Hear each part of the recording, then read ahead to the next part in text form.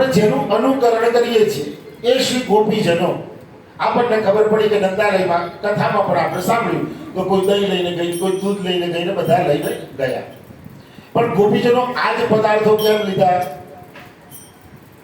ભગવાનની પાસે શું કરવા જવું જોઈએ અને શું લઈને જવું જોઈએ? કારણ કે એટલું યાદ રાખજો કે એકલા નંદરાયજી મહામના નથી બન્યા, આખું ગોકુળ મહામના બન્યું છે. એટલે જ્યારે જેમ નંદરાયજીએ પોતાની રીતે જે મહામના બન્યા ને જે રીત હતી એમણે કરી, ગોવાળિયા અને ગોપીજનો મહામના બન્યા એટલે એમણે પોતાની રીતથી કર્યું. મને એવું લાગે છે કે તમે બધા અંદર અંદર પૂછવાઓ છો.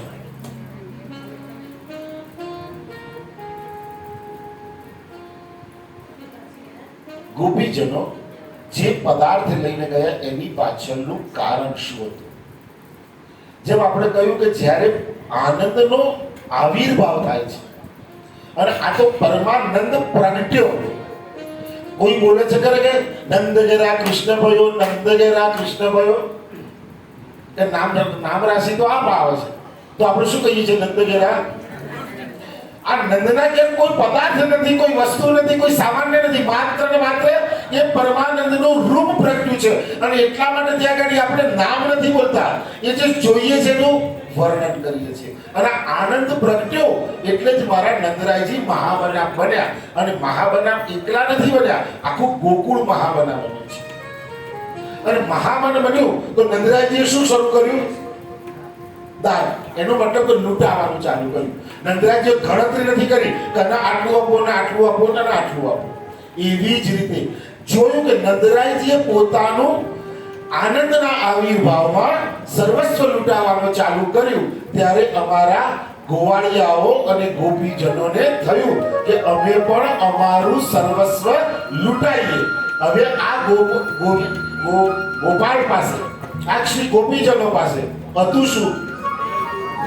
એમનું જીવન નિર્વાહ ચાલતું હતું શું? દહીં વેચવા માટે ચાલીને માથે પકુટી લીધી, પણ શું વેચવા જતી હતી? એટલે આ ગોપબાળાઓ, આ શ્રી ગોપીજનો ભગવાનની પાસે શું લઈને ગયા? એ દિવસે એમના ઘરમાં એમણે એમના માટે રાખ્યું, આનું નામ શું કહેવાય? મહામના. હવે આપણને ખબર પડી ગઈ કે નંદ મહોત્સવ થયો ત્યારે નંદ ગોકુળની અંદર આ ગોવાળિયાઓ અને આ શ્રી ગોપીજનોએ પોતાનું સર્વસ્વ પ્રભુને અર્પણ કરી દીધું. અને જો 2023 માં નંદ મહોત્સવ થાય તો પણ આપણે દહીં દૂધ જ ઉડાડવું, બીજું કઈ ઉડાડવું?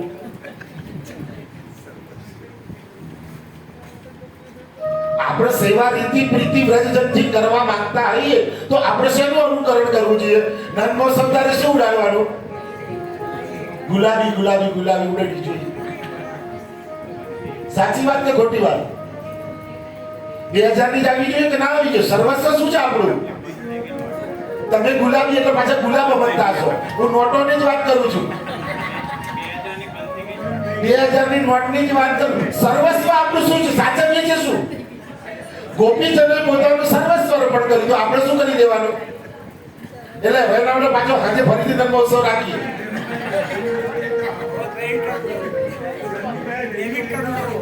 લિમિટ કરી દેવું પડે ને. હા તો કશો વાંધો નહીં, મશીન તૈયાર છે મારી પાસે. ગૂગલ પે નો નંબર લખાયું કહેતા હોય. મૂળ વસ્તુ એવી છે, ભાવને સમજવાની જરૂર છે કે જ્યારે પ્રભુ પ્રગટ થાય છે ને, અને આપણે તો પ્રગટ થયા પછી પણ આરતી થશે ને, એવું પેલું મેં કોઈક જગ્યાએ સાંભળેલું છે. ગમે તેવો કરોડપતિ છે, પાકેટ ખોલી પરચુરણ જ હોતો હોય. એને એવું નથી થતું ચલો મૂકી દઉં, પણ એ કોણ મૂકી શકે? અને આવું મેં એક વખત આવી રીતે કથા કીધું એટલે ખબર પડી કે 10 ની તપી હોય. પછી કે લો, મેં કીધું આ બાજુ, એટલે કે આ બાજુ હાથ નહીં જાય, અહીં નિશ્ચિત કરેલું.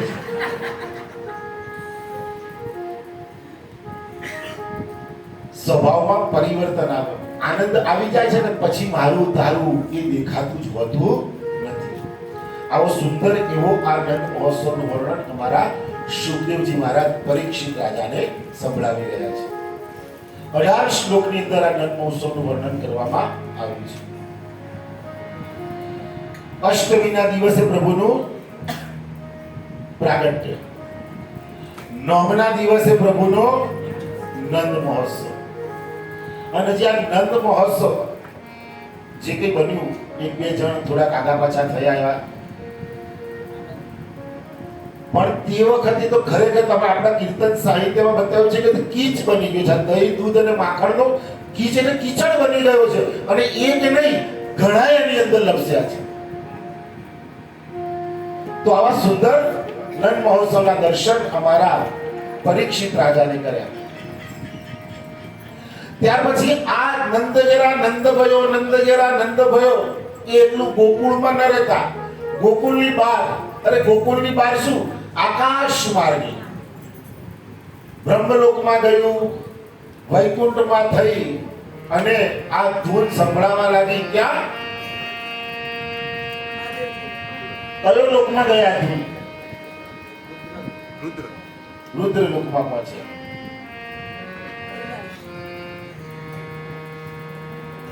હવે જ્યાં મહાદેવજીને ખબર પડી કે મારા પ્રભુનું પ્રાગટ્ય થયું, અને જો પ્રાગટ્યના સમાચાર જાણ્યા એટલે હવે કૈલાસનો ત્યાગ કરી અને અમારા મહાદેવજી દોડ્યા. શેના માટે દોડ્યા છે? અહીંયા જુઓ, આનંદની અનુભૂતિ છે.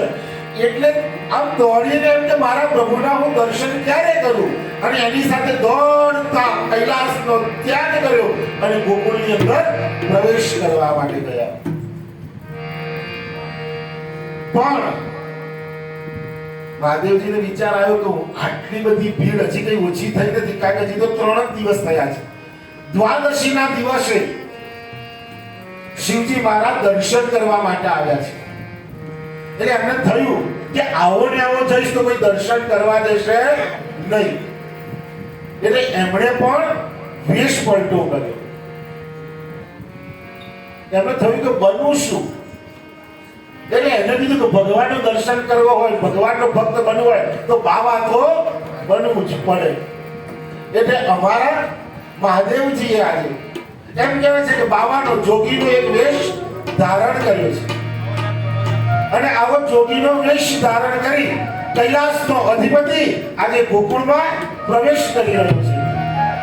ओ नगर में जोगी आया, ये भेद कोई समझ न पाया, अजब है तेरी माया, ओ सबसे बड़ा है तेरा नाम भोलेनाथ, भोलेनाथ, भोलेनाथ, भोलेनाथ, भोलेनाथ, भोलेनाथ.